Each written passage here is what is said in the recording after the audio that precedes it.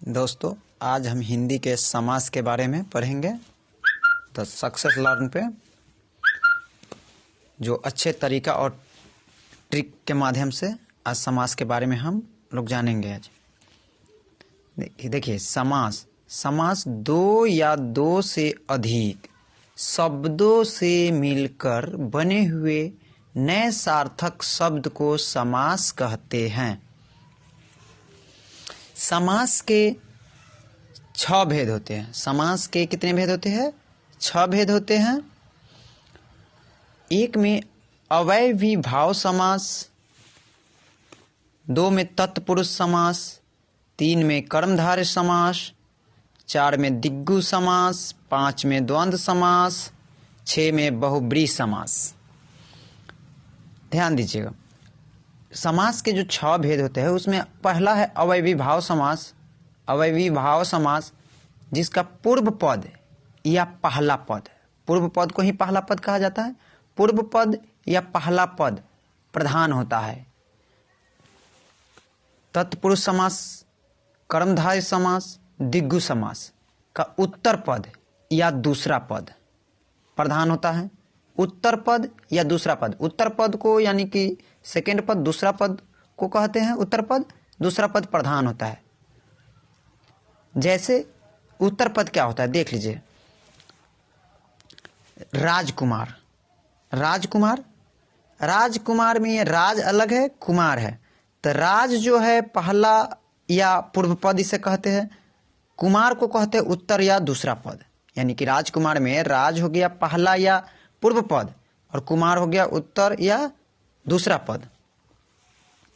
या देश रक्षा, देश हो गया पूर्व पद या पहला पद और दूसरा रक्षा हो गया उत्तर पद या टू एंड पद, दूसरा पद। उसी तरह दिग्गु समास का भी उत्तर पद यानी कि दूसरा पद प्रधान होता है। यानी कि तत्पुरुष कर्मधारय समास, दिग्गु समास क्या उत्तर पद यानी कि दूसरा पद प्रधान होती है। द्वंद्व समास, द्वंद्व समास के देखेंगे, द्वंद्व यानी कि दोनों पद प्रधान होती है द्वंद्व समास में। द्वंद्व समास की दोनों पद प्रधान होती है। छठा बहुब्रीहि समास जिसका कोई भी पद प्रधान नहीं होता है। बहुब्रीहि समास का कोई भी पद प्रधान नहीं होता और इससे कोई तीसरा अर्थ निकलता है, वह तीसरा प्रधान होता है। बहुब्रीहि समास का कोई भी पद प्रधान नहीं होता है, इससे तीसरा अर्थ निकलता है जो प्रधान होगा।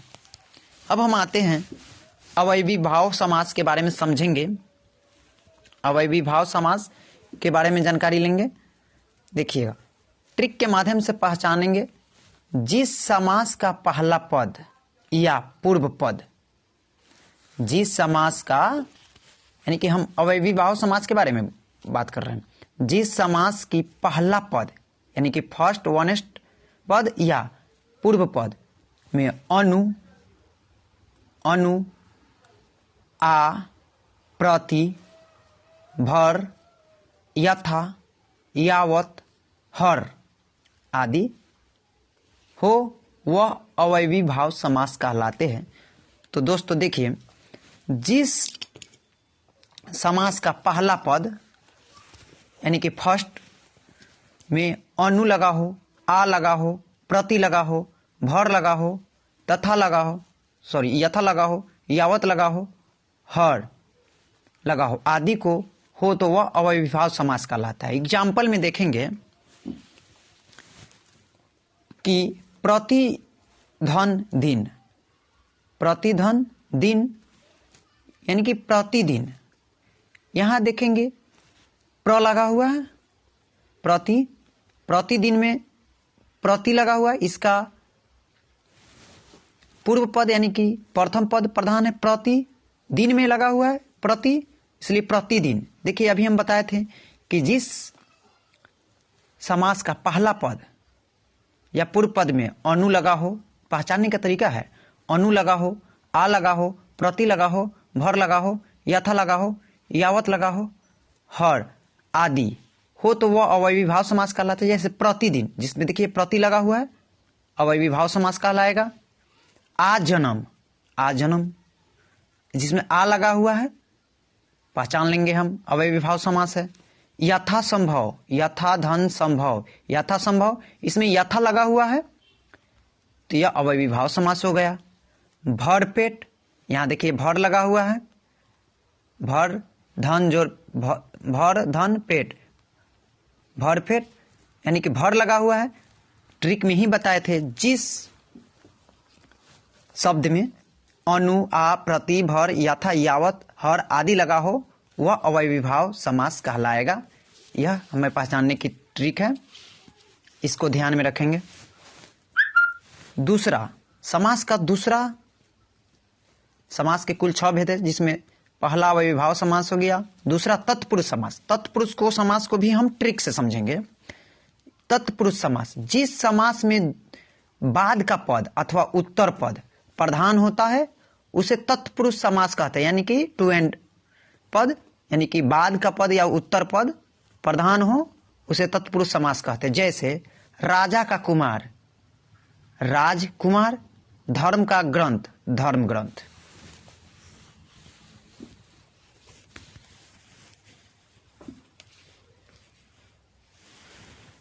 तत्पुरुष समास के 6 भेद होते हैं।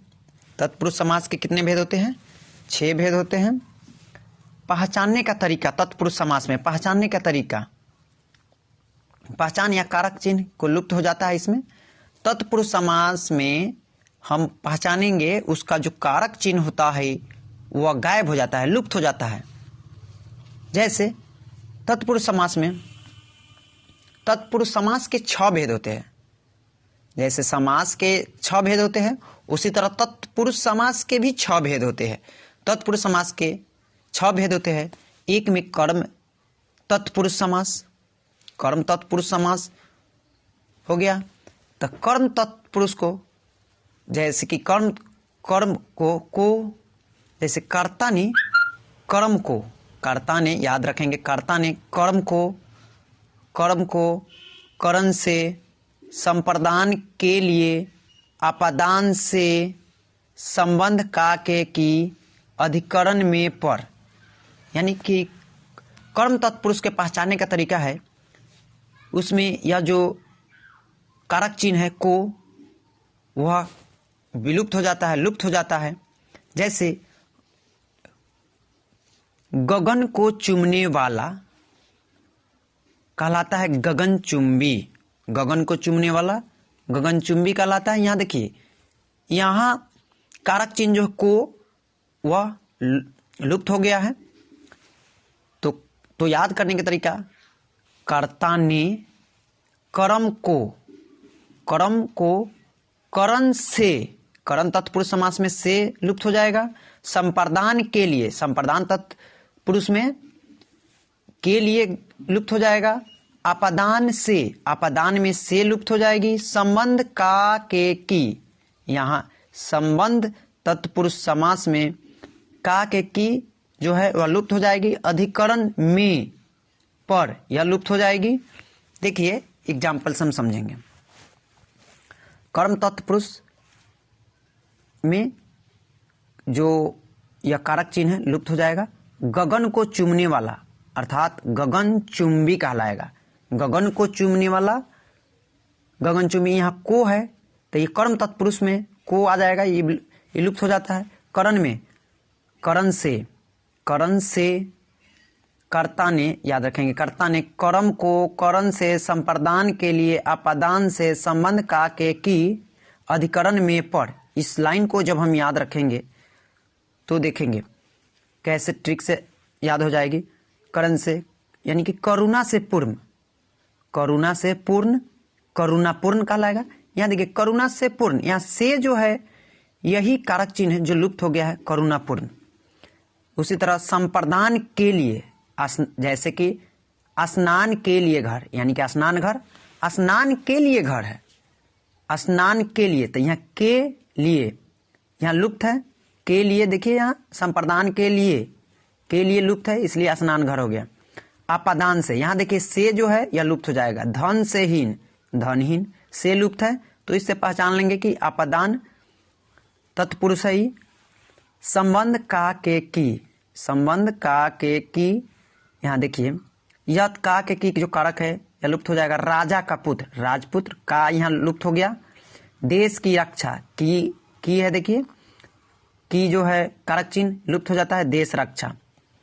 उसी तरह अधिकरण में पर, अधिकरण में पर, शोक में मग्न, शोक में मग्न, में देखिए यहाँ पे कारक चिन्ह शोक मग्न, में कारक चिन्ह लुप्त हो गया। आप पर बीती, देखिए पर है, आप पर बीती, यह जो कारक चिन्ह है यह लुप्त हो गया, आप बीती। अब देखेंगे नोट में नए समास। नए समास जो है, नए समास जिस समास का पूर्व पद या पहला पद निगेटिव यानी कि नकारात्मक हो। नए समास में पहला पद या पूर्व पद निगेटिव या नकारात्मक हो उसे नए समास कहते हैं। पहचानने की ट्रिक देखिएगा। पहला पद अ, अन, न, गैर, ना, देखिए निगेटिव बात हो रहा है। अ, न, अन, गैर, ना, जो भी निगेटिव बात आएगा, जैसे एग्जाम्पल में नए समास को हम पहचानेंगे अनाचार, देखिए अनाचार, अ लगा हुआ है, अनाचार, नापसंद आदि, यह सब निगेटिव बात है, इसलिए यह नए समास लगे।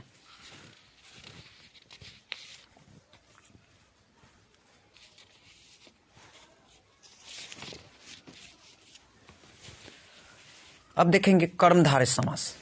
कर्मधारय समास जिस समस्त पद का उत्तर पद यानी कि दूसरा पद प्रधान हो, उसका विग्रह करने पर दोनों पद में उपमान या अपमेय या विशेषण विशेष संबंध हो, उसे कर्मधारय समास कहते हैं। पहचानने का तरीका, विग्रह करने पर दोनों पद के मध्य में है, जो, या, के समान आदि आते हो। अब इसका विग्रह करने पर कर्मधारय समास में है, जो, के समान आदि आते हैं, तो उसे हम समझेंगे कि कर्मधारय समास है। एग्जाम्पल से हम समझेंगे। कमल के समान चरण, चरण कमल, देखिए कमल के समान चरण, चरण कमल, देखिए के समान, ये जो विग्रह करने पर इसका, देखिए विग्रह करने पर चरण कमल का विग्रह करेंगे तक कमल के समान चरण, के समान, देखिए के समान विग्रह करने पर आ जाए। या है जो, जैसे कि कनक सी लता, कनक लता कहलाती है, कनक सी लता, देखिए है, जो, के समान आदि आए, कनक सी लता, कनक लता। देह रूपी लता, देह लता। चंद्र के समान मुख, चंद्रमुख, देखिए के समान, या है। नीला है जो कंठ, है जो, देखिए यहाँ पे है जो, नीला है जो कंठ, नीलकंठ कहलाएगा। यहाँ है जो, इससे हम समझ जाएंगे कि कर्मधारय समास है। आधा है जो मरा, अधमरा, है जो, है जो, है जो, के समान, के समान, रूपी, कनक सी लता, कनक सी लता, कनक लता। यहाँ देखिए इससे हम पहचानने के तरीका समझेंगे कि कर्मधारय समास। उसी तरह दिग्गु समास देखिएगा, जो समस्त पद या पूर्व पद यानी कि पहला पद संख्यावाचक या विशेषण हो वह दिग्गु समास कहलाते हैं। दिग्गु से समझेंगे, दिग्गु यानी कि दिग्गु, दिग्गु यानी कि संख्या, दिग्गु मतलब समझिए संख्या के बारे में बताया जा रहा है। दिग्गु यानी कि दो, दो, दिग्गु यानी कि दो। तो देखिएगा यहाँ दिग्गु, जो समस्त पद या पूर्व पद यानी कि पहला पद संख्यावाचक विशेषण हो उसे दिग्गु समास कहते हैं। जैसे 7 सिंधुओं का समूह सप्त सिंधु कहलाता है। देखिए 7 संख्या के बारे में बोध हो रहा है ना, संख्यावाचक। दिग्गु में, दिग्गु से भी समझिए, दिग्गु मतलब दो, दो, दो क्या है? संख्या है। तो 7 सिंधुओं का समूह सप्त सिंधु, देखिए 7 संख्या के बारे में हो रहा है तो दिग्गु समास। जो भी संख्या के बारे में है दिग्गु समास। 3 लोकों का समाहार त्रिलोक कहलाएगा, 3 लोक यानी कि संख्या के बारे में हो रहा है। 9 रात्रियों का समूह नवरात्र, नवरात्र 9 यानी कि संख्या के बारे में बता रहा है। 7 ऋषियों का समूह सप्त ऋषि या सप्तषि यानी कि 7 संख्या, देखिए यहाँ 7। 4 राहों का समूह चौराहा यानी कि 4 संख्या है। जो भी संख्या वाला हो वह दिग्गु समास कहलाएगा, ध्यान दीजिएगा। अब द्वंद्व समास, जिस समस्त पद के दोनों पद प्रधान हो द्वंद्व, द्वंद्व समास जिस समस्त पद के दोनों पद प्रधान हो, पहला और दोनों पद प्रधान हो, उसे द्वंद्व समास कहते हैं। विग्रह करने पर और या लगता हो, विग्रह करेंगे द्वंद्व समास को तो और या लगता हो, वह द्वंद्व समास कहलाता है, वह द्वंद्व समास कहलाता है। जैसे ट्रिक से और या योजक चिन्ह, यह जो है योजक चिन्ह होता है, योजक चिन्ह लगा होता है। जैसे कि और हो या हो या योजक चिन्ह हो, उसे हम समझेंगे द्वंद्व समास। जैसे नदी और नाला, और लगा हुआ है, और नदी और नाला, नदी नाला, या योजक चिन्ह देखिए नदी नाला। पाप और पुण्य लिख सकते हैं, पाप योजक चिन्ह के साथ पाप पुण्य, पाप पुण्य। ऊंच या नीच, ऊंच नीच। उतार या चढ़ाव, उतार चढ़ाव योजक चिन्ह। देखिए एक तरह से यह एक दूसरे के अपोजिट होते हैं, जो द्वंद्व समास कहलाते हैं। मोल और तोल, मोल और तोल, मोल तोल। देखिए योजक चिन्ह, जिसमें योजक चिन्ह लगा हो, पहचानने का तरीका देखिए, जिसमें योजक चिन्ह लगा हो वह द्वंद्व समास कहलाता है। राधा और कृष्ण, राधा कृष्ण। देखिए योजक चिन्ह। अपना और पराया, अपना और पराया, अपना पराया। देखिए नोट में एक दूसरे का उल्टा शब्द आवे या योजक चिन्ह लाए, अधिकतर में उल्टा अपोजिट शब्द आएंगे, अधिकतर या योजक चिन्ह आएगा, उसे हम समझ जाएंगे कि वह द्वंद्व समास है। यह पहचानने का एक तरीका है। अब देखिए बहुब्रीहि समास, बहुब्रीहि समास जिस समास पद में कोई पद प्रधान नहीं होता है, दोनों पद मिलकर किसी तीसरा पद की ओर संकेत करते उसे बहुब्रीहि समास कहते हैं। जिन समस्त पदों को कोई भी पद यानी कि पहला और दूसरा कोई भी पद प्रधान नहीं हो और उस दोनों से मिलकर एक तीसरा शब्द का निर्माण हो, उसे बहुब्रीहि समास कहते हैं। जैसे कि इस बहुब्रीहि समास में अधिकतर आप कह दे पकड़ने के तरीका, जो भगवान के नाम जो होते हैं अधिकतर बहुब्रीहि समास आते हैं, लगभग अधिकतर। जैसे नीलकंठ, नीला है कंठ जिसका, अर्थात शिव, शिव भगवान। देखिए शिव भगवान है ना। नीलकंठ, नीला है कंठ जिसका, अर्थात शिव, शिव तीसरा शब्द है, यानी कि तीसरा शब्द बन के आया, यानी कि नीला है कंठ जिसका, यानी कि अर्थात शिव, यानी कि भगवान के बारे में बात हो रहा है। नोट, अधिकतम भगवान वाला पद बहुब्रीहि पद ही होता है, इस बात को ध्यान रखेंगे। लंबोदर, लंबा है जिसका उदर, यानी कि अर्थात गणेश जी, देखिए भगवान के नाम है। दशानंद, दस है आनंद जिसके, रावण, रावण।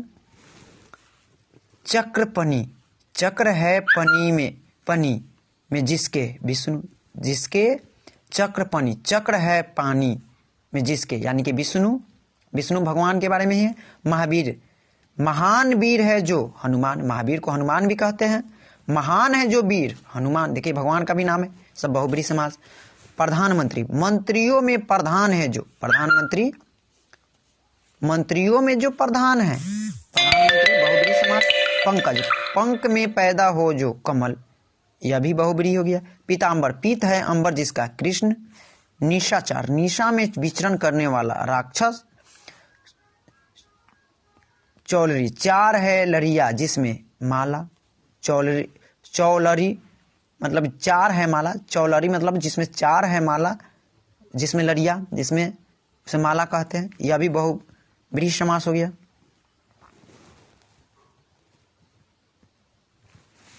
देखिए कर्मधारय और बहुब्रीहि में अंतर क्या है, डिफरेंट देख लीजिएगा।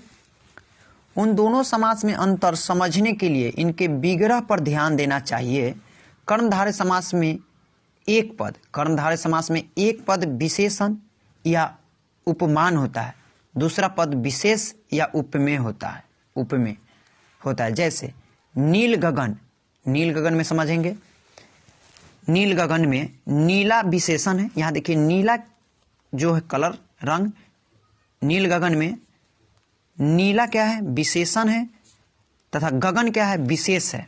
नील गगन, नीला जो हो जाएगा विशेषण और गगन हो गया उसका विशेष है, उसके बारे में बताया जा रहा है।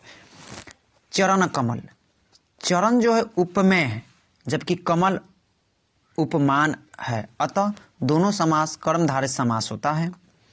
बहुब्रीहि समास में समस्त पद संज्ञा या का विशेषण का कार्य करता है। देखिए, बहुब्रीहि समास में समस्त पद जो है संज्ञा का विशेषण का कार्य करता है। संज्ञा और विशेषण का कार्य करता है बहुब्रीहि समास।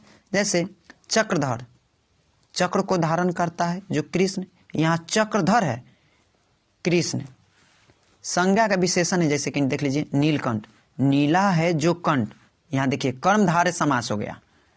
नीलकंठ, नीला है कंठ, जिसका अर्थात शिव, यानी कि बहुब्रीहि समास हो गया। इसके साथ मेरा आज वीडियो समाप्त हो गई।